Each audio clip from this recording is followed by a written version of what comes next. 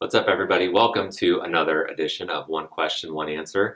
And today we are talking about yoga pants because last week we talked about an article that basically asked the question, what's with all the yoga pants in the workplace? It was in Fast Company. It was really interesting. If you haven't had a chance to read it yet, make sure you check it out. But in that article, it talked about this new category of athleisure, which is the use of hoodies and yoga pants and tights and all kinds of clothes that you might not wear to work, but now you are kind of wearing to work. And this athleisure category is nothing to be messed with. It was actually a $35 billion category last year, and it makes up 17% of the total clothing line in general. So not a small category, definitely a growing category. And so I thought, what is acceptable to wear to work these days?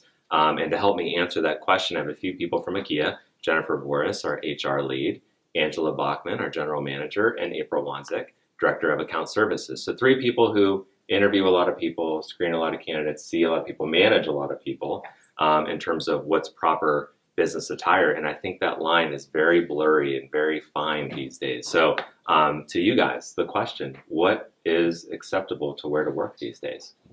Let's start with April. I can start. You know, I always was taught that you dress for the job you want, not necessarily the job that you have. So making sure that you're keeping professionalism top of mind before you come into the office. We want everyone to be comfortable and feel comfortable when they're working. We work in a creative environment, but there is still, I think, that fine line between professionalism and what is actually comfortable and casual that you need to consider before you leave your home in the morning. Good advice. And I don't think you want to get too comfortable. Right, not too comfortable. And I think it's best to really match the environment that you're in. So you may be a little more casual here in our office, but when you go see a client, you need to be dressing and mirroring kind of their culture and their business attire too. Okay. It's funny, I was joking with April beforehand when we knew about the topic, and I was going to say the same exact thing that she did in terms of thinking about the position that you want rather than the one that you have when it comes to making decisions about what you're going to wear. So the next best thing that I thought of was if you question what you're wearing, if you're not really sure that it's okay to wear to work, the best option is probably not to wear what you're thinking about wearing.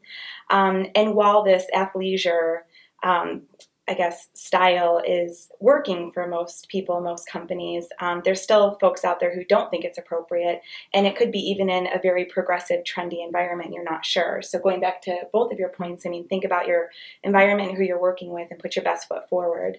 As far as yoga pants are concerned, my rule of thumb is I love to work out, and I also love to work, so I just keep my wardrobe separate. So I wouldn't wear what I would wear to work out in to work.